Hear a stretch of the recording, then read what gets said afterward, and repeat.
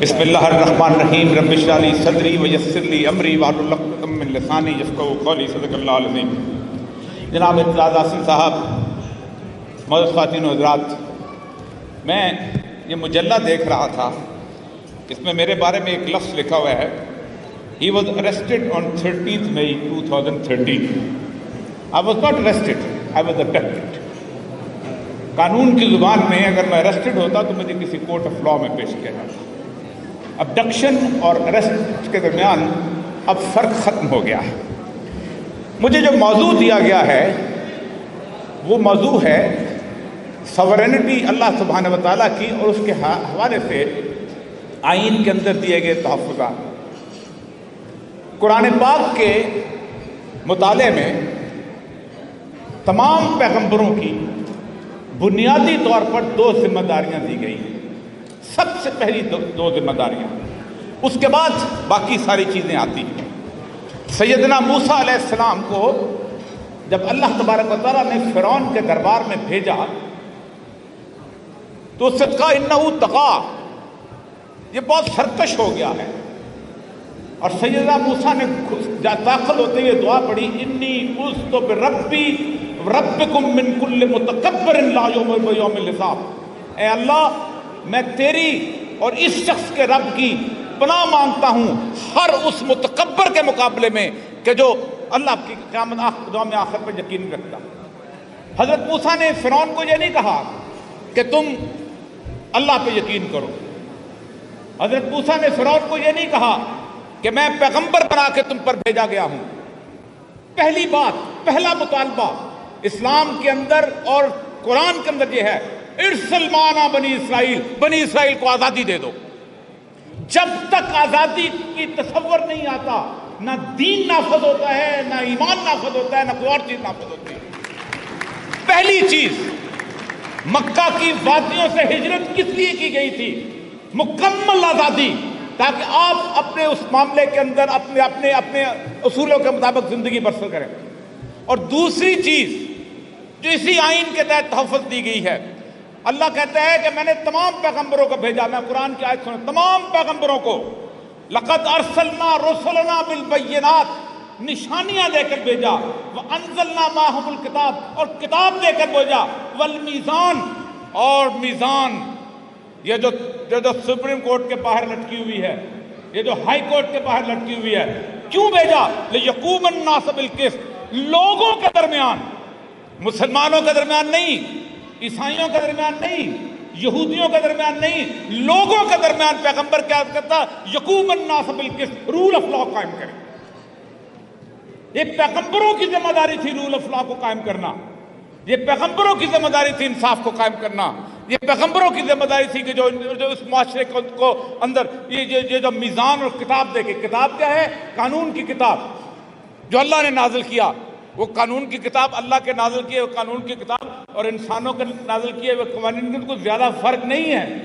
کوئی قتل کو جائز نہیں کہتا، کوئی زیادتی کو جائز نہیں کہتا، لیکن معاملہ یہ ہے پاکستان میں اس وقت جس آئین کے اوپر لکھا گیا، اس پارلیمنٹ کے اوپر بھی لا الہ الا اللہ محمد رسول اللہ لکھا ہوا ہے، ادھر لکھا ہوا ہے وَاحْكُم بَيْنَ النَّاسِ بِالْحَقِّ، یہاں لکھا ہوا ہے اعْدِلُوا وَهُوَ أَقْرَبُ لِلتَّقْوَىٰ۔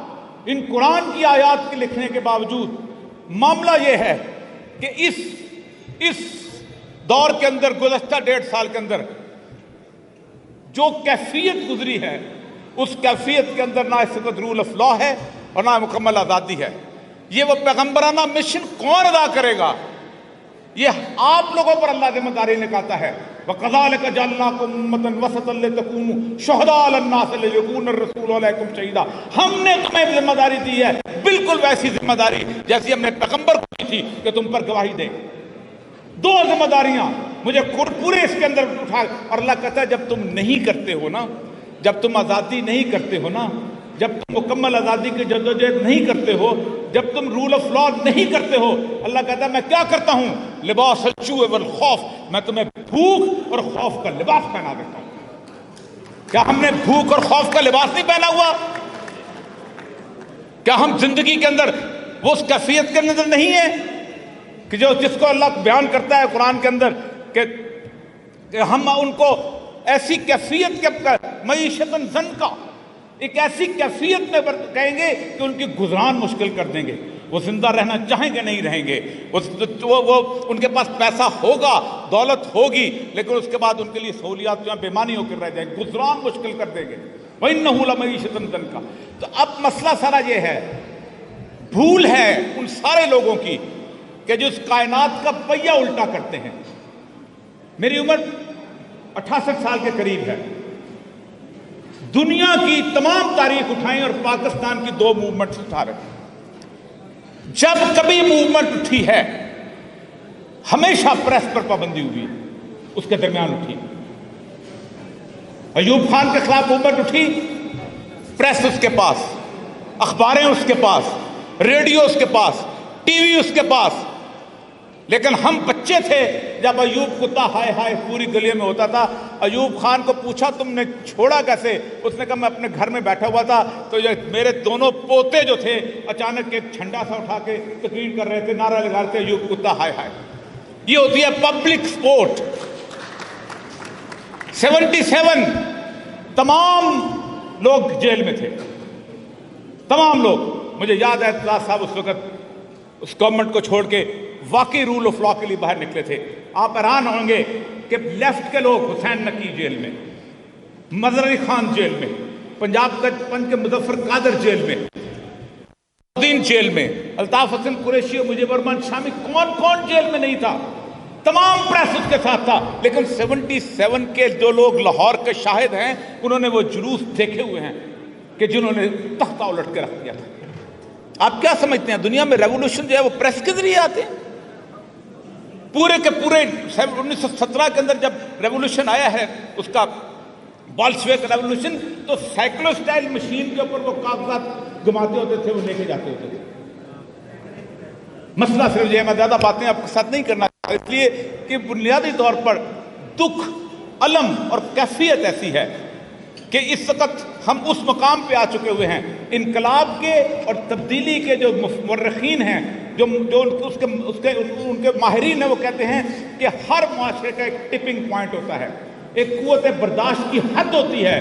گدھے کے اوپر آپ لاٹھیاں لاتے جاتے ہیں، 1 2 3 4 5 2000 لاٹھیاں ہوتی ہیں، وہ خاموشی سے برداشت کرتا ہے. اچانک 2001 کی عمر اچھل پڑتا ہے اور لوگ سمجھتے ہیں یہ ہو کیا گیا.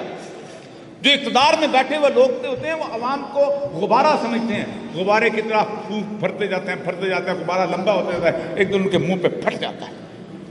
اس مملکت خداداد پاکستان میں لوگوں کی قوت برداشت بہت ہے. لیکن میں نے یہ دیکھا ہے جس دن ہم نے 9 اپریل 77 کو سہیل شامی کی لاش اٹھائی تھی، اس کے بعد ہمیں یاد ہے کہ کیا کیا صورتحال ہوئی تھی اور کیسے چیزیں بدلی تھی. کوئی راستہ نہیں نکلا تھا. یاد رکھو، جو لوگ تاریخ سے سبق نہیں لیتے وہ ہمیشہ ایسے ہوتے ہیں. آخر میں ایک بات بتاؤں کر کے جاؤں گا. ایک لیفٹیننٹ جنرل کمال متین الدین ہیں، انہوں نے ایک کتاب لکھی ہے ٹریجڈی آف ایرر، بڑی مشہور کتاب ہے اس پاکستان میں. اس نے کہا صرف ایک گروہ ایسا تھا کہ جو پاکستان کے اس سارے کے سارے ٹوٹنے کے اندر سب سے بڑا ذمہ دار تھا، اور وہ تھا اس وقت کی انٹیلیجنس رپورٹس دینے والے. وہ یحییٰ خان کو لکھتے تھے سب کنٹرول میں ہے، یہ چند لوگ ہیں. یہ مجیب الرحمان، اس کو تو لوگ غدار سمجھتے ہیں، تو پتہ نہیں کہاں سے جیت گیا ہے. یہ جہاں جو شور مچا رہے ہیں آرمی ایکشن کے خلاف، ان کو تو لوگ نفرت کرتے ہیں، ان کے منہ پہ تھوکتے ہیں. اس نے وہ رپورٹیں کمال متین الدین، لیفٹیننٹ جنرل کمال متین الدین، اس نے کہا اگر یہ چیزیں آنکھیں اور کان بند نہ کرتی تو میرا ملک بچ جاتا. آج بھی 32 سال میں نے گزارے ہیں ان لوگوں کے ساتھ. آج بھی آنکھیں اور کان بند کرنے والے موجود نہ ہوں تو میرا ملک بچ سکتا ہے. وآخر دعوانا الحمدللہ.